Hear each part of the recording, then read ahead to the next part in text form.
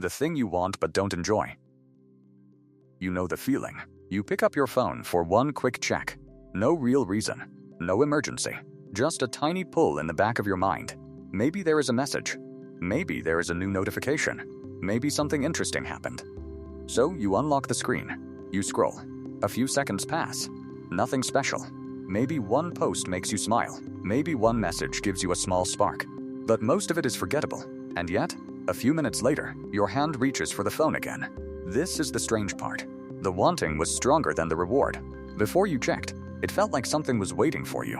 After you checked, the satisfaction was small, maybe even disappointing. And this does not just happen with phones. It happens with snacks you were craving but barely tasted. With online shopping carts that felt exciting until the package arrived. With video games, gambling, gossip, emails, dating apps, streaming platforms, and even goals you thought would finally make you feel complete. The chase can feel electric. The reward can feel surprisingly flat. So, what is going on? Most people would answer with one word: dopamine. They say dopamine is the pleasure chemical. The little burst of happiness your brain gives you when something feels good. But that idea is not just incomplete. It is misleading. Because dopamine is not simply the chemical of pleasure. It is something stranger, deeper, and far more powerful. Dopamine is the chemistry of pursuit. The myth of the pleasure chemical. For years, dopamine has been described like a tiny pleasure button in the brain. Eat chocolate? Dopamine. Get a like? Dopamine. Win money? Dopamine. Fall in love? Dopamine. And there is a reason this idea became popular. Dopamine is deeply connected to reward. When we pursue things that matter to us, dopamine is often involved. But here is where the story gets distorted. Reward is not one thing. Your brain does not just ask, "Does this feel good?" It asks several questions at once. Do I like this? Do I want this? Should I remember this? Was this better than expected? Is it worth the effort to get again? These questions feel connected. But inside the brain, they are not identical. Liking is the actual pleasure of an experience. Wanting is the pull toward it. Learning is the brain updating its map of what predicts good or bad outcomes. Dopamine is much more involved in wanting and learning than in pure pleasure itself. That is why you can want something you do not really enjoy. You can crave a cigarette after it has stopped tasting good. You can keep refreshing an app even when it makes you anxious. You can feel pulled toward junk food when you know the pleasure will last only a few seconds. You can chase a goal for months, reach it, and then feel strangely empty. This is not because your brain is broken. It is because wanting and liking can come apart. And once you see that split, modern behavior starts to make much more sense. The brain's prediction machine. To understand dopamine, imagine the brain as a prediction machine. Every day, it is trying to guess what will happen next. If I walk into this cafe, will I get good coffee? If I open this message, will it be interesting? If I study for this exam, will the effort pay off? If I talk to this person, will I feel connected or rejected? Your brain is constantly making predictions, then comparing those predictions with reality. And dopamine plays a major role in that comparison. When something turns out better than expected, dopamine activity can rise. It is like the brain saying, "Wait, that was better than predicted." Update the map. Remember what led to this. When something happens exactly as expected, dopamine does not need to shout as loudly. The brain already predicted it. And when something expected does not arrive, dopamine activity can drop. That drop matters too.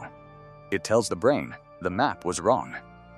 Do not trust that prediction in the same way next time. This is called a reward prediction error.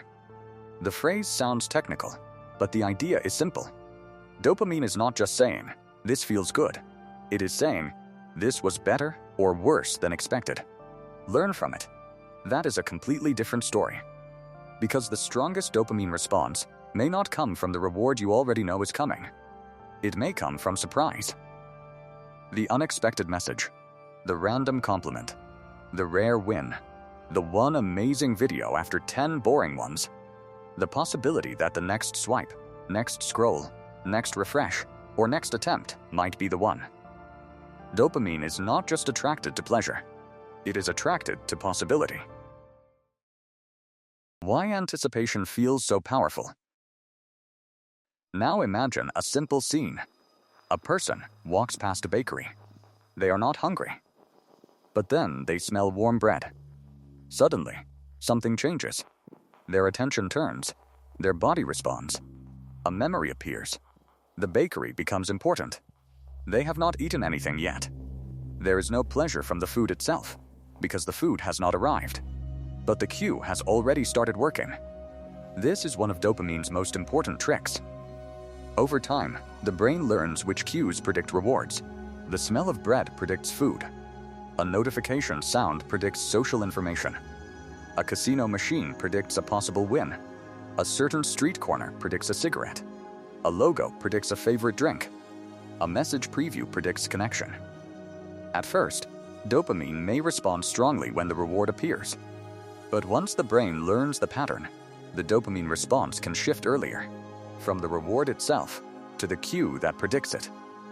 This is why anticipation can feel more powerful than consumption. The brain is not waiting for the reward to begin reacting. It reacts to the promise. This is why the first few seconds before opening a message can feel more charged than the message itself. It is why the thought of ordering food can feel better than eating it too fast. It is why planning a holiday can sometimes feel more exciting than standing tired in the airport queue. Dopamine reaches forward. It pulls the future into the present and gives it emotional weight. It turns maybe into movement. Wanting can split from liking. Here is the turning point. Because dopamine helps create wanting, and because wanting can be triggered by cues, your brain can keep pushing you towards something even when the actual pleasure has faded. This is one of the most important ideas in reward science. Wanting and liking can separate. At first, a behavior may be both wanted and liked. A person enjoys the drink, the game, the app, the food, the attention. But with repetition, the brain learns the cues around that reward. The place, the time of day, the sound, the people, the emotional state, the small ritual before the reward. Eventually, those cues can trigger wanting automatically, not because the reward is amazing every time, but because the brain has learned, this matters. Move toward it. That is why a craving can feel so convincing. A craving does not say, this may be mildly satisfying for 30 seconds. It says, go now. This is important, and the feeling can arrive before thought catches up. This does not mean dopamine is evil. It means dopamine is efficient. In the natural world, this system is useful. If a certain smell leads to food, remember it.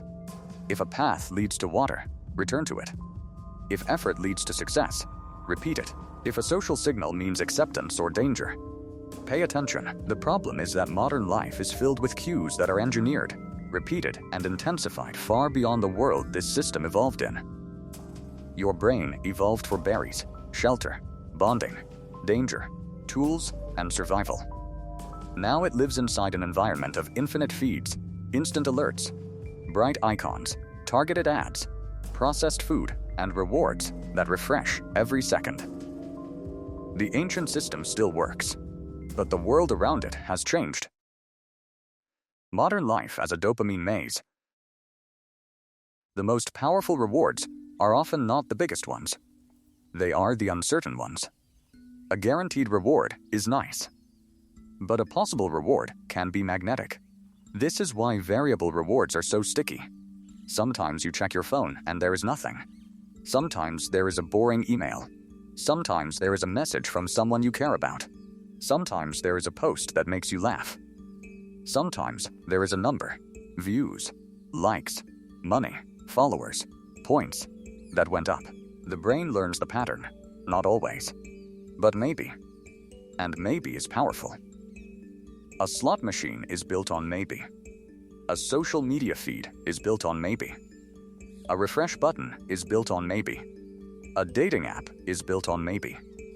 A notification badge is built on maybe. This does not mean these technologies are identical to drugs or gambling in every way. That would be too simplistic. But they do use a feature the brain is highly sensitive to: uncertain reward. When rewards arrive unpredictably, the brain keeps checking the system for updates. The next one could matter. The next one could be better. The next one could change something. And this is where the hidden cost appears. The dopamine system is designed to help us learn and pursue, but when it is surrounded by endless cues, it can keep us in a state of almost satisfied, almost informed, almost rewarded, almost done. The mind keeps leaning forward, not resting in the present reward, but reaching toward the next possible one. And that is exhausting, not because dopamine gives too much pleasure, but because it can keep generating pursuit without fulfillment. Dopamine is not the villain.